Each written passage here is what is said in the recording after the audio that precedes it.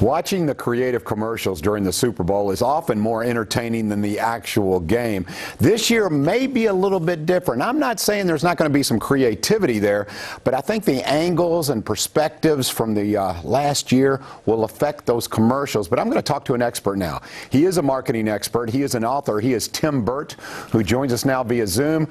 Okay, Tim, this year, Super Bowl, the game hopefully is exciting, but the commercials may be a little different. Am I right?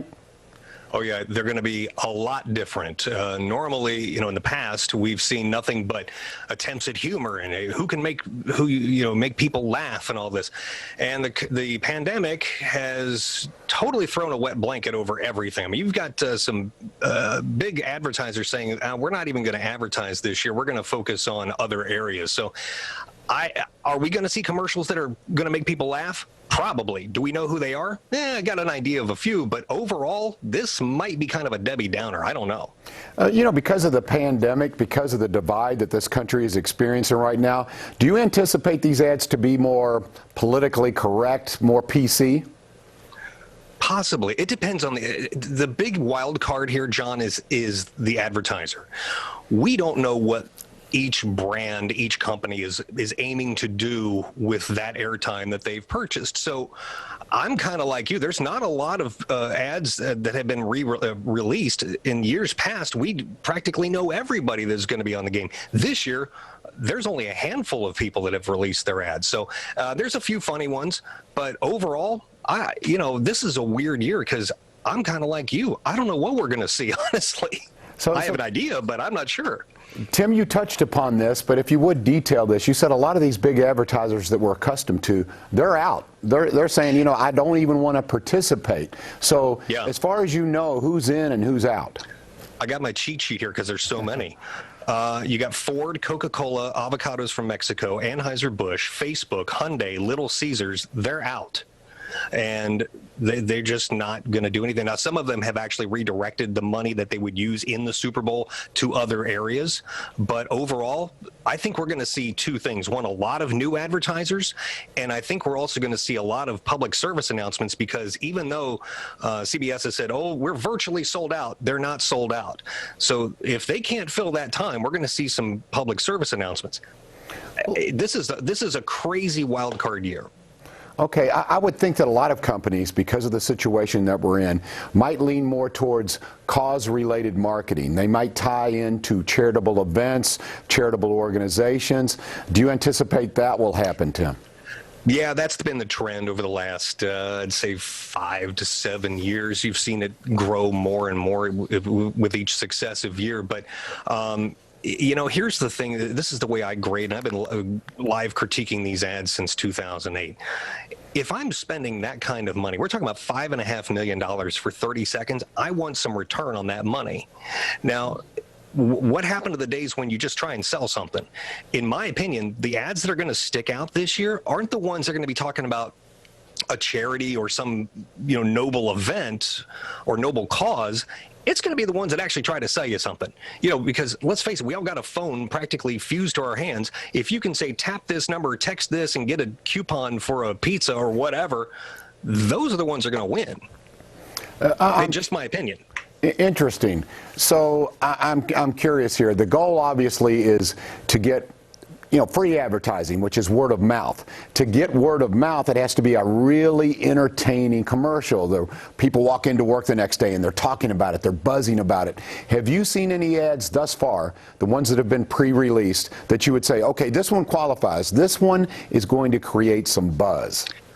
The only one that I've seen remotely close to this is I believe it's a Michelob Ultra. It's going to have a bunch of athletes in it. Other than that, no. This is just a crazy, weird year. You can't even predict what's going to happen. But I go back to the sales thing. And if you want to talk about polarizing, honestly, if it were me, I would run the most polarizing ad I could because of what you said, John. It gets people talking the next day or even later that night or even during the commercial. And if the whole goal is to get people saying your name to kind of subconsciously embed that in their brains, that's a winner. Now, does that translate to sales? Depends on the product. I see what you're saying. So what you're saying, the key word being unpredictability, and we've experienced a lot of that. So you're saying if someone decides, I'm going to roll the dice here, I'm going to take a chance and do something that may be a little controversial, but it will draw attention to my product. You say that could happen, right? It could happen. That's the route I would take. Any brand that has any kind of foresight and really knows how to play this game, that's exactly the road I would suggest they go, because that's the one that's going to stick out in the mind of the consumer. You know, that's the one that's going to keep them talking for days, weeks. We still talk about the Apple 1984 commercial 37 years later. And that's the one that got this whole thing started, was that commercial. We still talk about that to this day. So the effects that could be had here are huge, but you have to know what angle to take, and you have to play it right. Tim, let's talk a little bit about the Mount Rushmore of Super Bowl commercials. I would think, and I'm going to go ahead and say it, Budweiser, because of their series of ads and being very, very funny, I think they would have to be on that Mount Rushmore. What other companies stand out for you?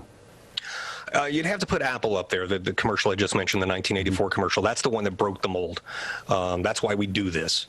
The Apple, as much as I think their commercials are goofy and irreverent and they really have no competition, you have to put Doritos up there, because their commercials are usually very funny, but they have no competition. But people expect to see a Doritos commercial. One more, I would probably put something like a Pepsi up there, or maybe a Chevrolet. They seem like they're there every year. So you clearly separate the wheat from the chaff here. I mean, you've got the top tier, and then there's kind of everybody else. So those, and Apple hasn't advertised in a Super Bowl in years. So I don't know. This is going. Like everything else, like you mentioned, John, this is a weird year. This is certainly a weird year for Super Bowl ads, and I would love to tell you I know what's going to happen, but I don't. You know, Tim, I could envision this happening. You know, maybe a commercial. We all remember when we were kids, and if you went in to get a vaccine, your mom might give you a sucker at the end so that you're brave and you take it. I could see having an older gentleman going in to get his vaccine, and maybe his daughter giving him a sucker, kind of like what goes around comes around kind of thing. I could see a lot of pandemic-related commercials. Do you see the pandemic being a theme in a lot of these? I think you're going to see some ads. Again, we don't have the full list of advertisers yet, but I think you're going to see AT&T is doing this now. This commercial was made safely. They have that down at the bottom of the screen.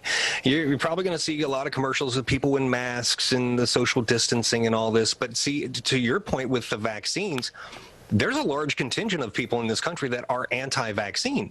So if let's say Merck or Johnson & Johnson or Pfizer or whoever runs a commercial talking about vaccines, you're instantly going to polarize that other half of the audience that says, I am never taking a vaccine. But they're talking about vaccines. Huh. Interesting. That is okay. Do you think this current move towards more PC commercials, politically correct, will this remain with us after the pandemic, after the vaccine, and hopefully everything's back to normal? Do you see this affecting us moving forward? I hope not. Those commercials are boring. Let's blow something up. Let's have some fun. Remember the old GoDaddy commercials with Danica Patrick and all that. Hey, let's have some fun here. And I think any brand that does that this year, people are going to talk about it. And the question is, does it convert into sales? Normally, it's kind of a wash, if not a loss leader. But this year, you never know. Buying habits have certainly shifted. Buying attitudes have certainly shifted. And the smart brands that realize that, those are the ones that are going to be poised to see some sales, and some immediate sales, too. Tim, you're an interesting dude, man. I appreciate you coming on with me. The title of your book is A Kick in the Ads. Where can folks go to get this information? Because it's a fascinating industry. It certainly is. Marketingwithtim.com is my website, and you can get all of my stuff is right there. All right, Tim Burt, thank you for your expertise. Appreciate it. Enjoy your Super Bowl.